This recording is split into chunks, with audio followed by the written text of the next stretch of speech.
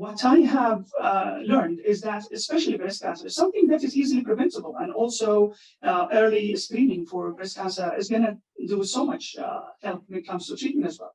I can say early detectable. Yes, I agree totally with you.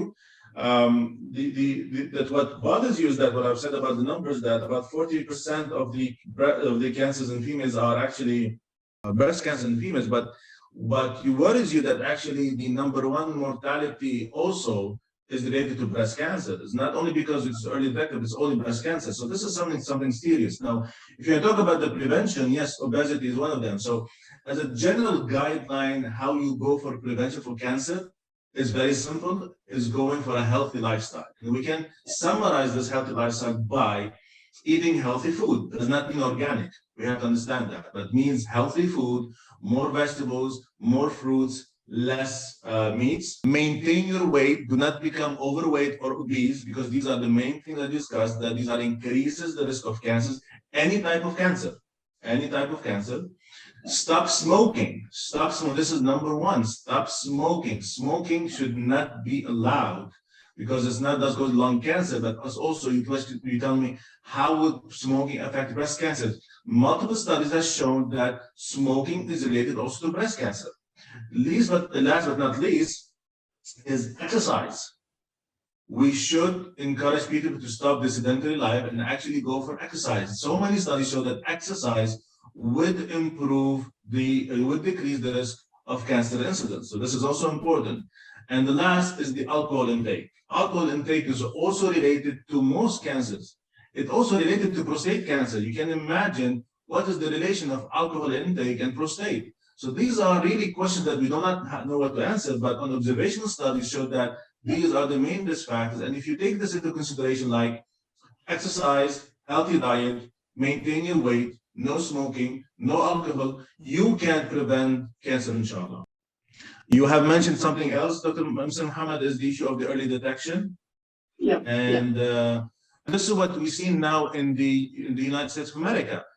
In America right now, the cancer-related death has dropped by 32% since 1991 because of multiple behaviors. The main behavior is actually screening, prevention, and early detection, as well as decrease the smoking. We have seen that actually lung cancer in males in the United States has decreased. Why? Because the awareness and the campaigns for stopping smoking has succeeded. Well, actually, we're seeing that lung cancer is increasing in females in the United States because still thinking about the freedom of smoking. So we have to take these into our consideration. So prevention, we talked about the screening, breast cancer. Every lady should be screened at the age of 40 yearly with a mammogram. We can, for our society, decrease the age to 35 with the specific risk factors.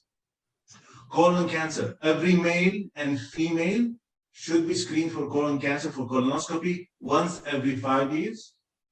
Yeah. Cervical cancer for married ladies or sexually active ladies should be done every 2 to 3 years for a pap smear to detect the possibility not only for cervical cancer, but for the inflammatory or the inflammation that can happen before the cancer.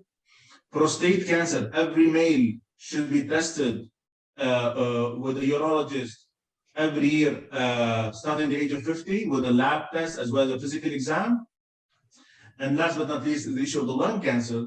For the people who are at high risk or a heavy smoker or they refuse to stop smoking, we can do a low-dose CT scan twice or thrice per year to help to detect early lung cancer. So these practices have been shown and proven to decrease the mortality.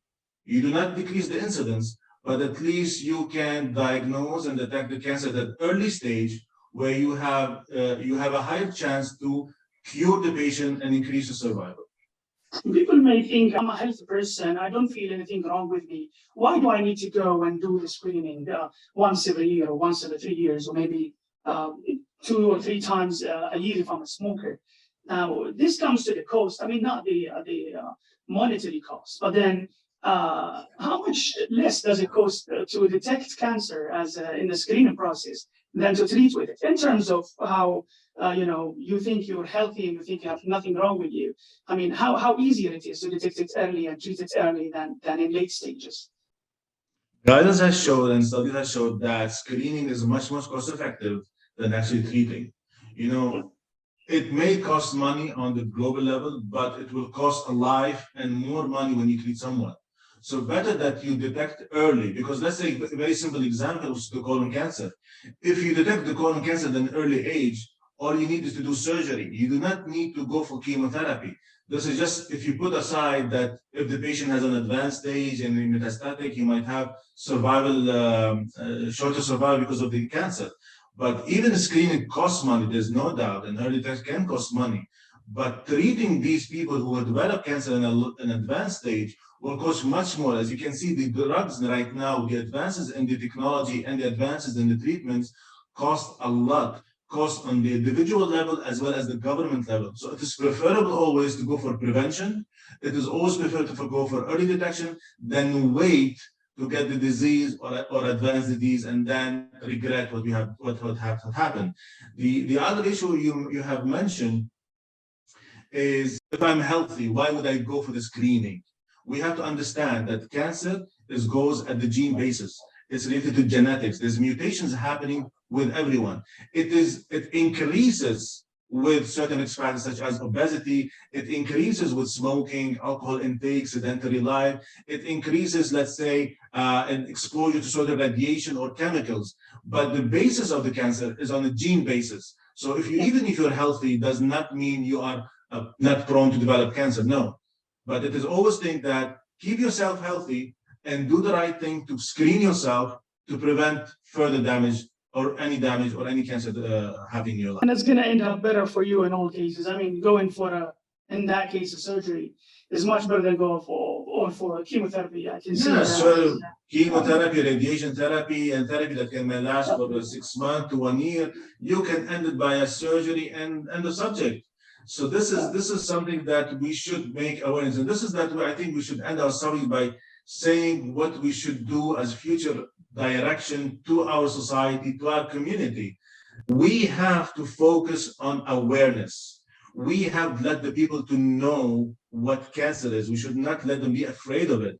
It is already among us. If you ask anyone, who will tell you, I know a relative, I know a beloved one, I know a neighbor, I know a friend who has cancer. So this is something already in the community. We cannot hide from it. So we should learn about it. Yeah. We cannot hide it without talking about it. I mean, that is hiding and being scared is not the answer. Is learning about it, being aware about it, and take the preventive measures that we're actually talking about right now. This is the right path to start. This is the first thing. We have to increase our awareness campaigns, not only to the most common types of cancer and the cancer that we can prevent, but all types of cancer should be spread the information for them. And this is the second thing, spreading the right information. The problem is that people, patients, doctors, even sometimes, they go to the web and they take any information and they share it without checking this is the right information. This is causing a lot of misunderstanding, misleading, misinterpretation, and you can see so much wrong practices because of that. The third thing is to give the appropriate support. This support will come from the family, from the society, from the government, from the physician, from the hospital. Here comes where we can help in all our cancer patients and even the patients who did not develop cancer. So this is something really, really important that we should look into. We should put a future perspective regarding that, and not but least is encourage people to be proactive about their health. People should know that their health is important. We all work, we all have our work, but we have to be also proactive, saying that our health matters. This is something really important. And I say it always, and I said it 2 weeks ago in an event about women's health. We should be proactive about health. We should care about health. This is more important than anything else. Everyone is just better be safe than sorry. Yeah. Yes. So, thank you so much, Dr. Abdulrahman. That was some really insightful words and topics you just talked about. Really, thank you so much for being here today with us. This is really very nice of you. And thank you so much for your time. And you're a very busy person. And hopefully we can meet again for other awareness programs, inshallah. Inshallah. The pleasure is mine. Please do. Thank you, Dr. Abdulrahman. Thank you.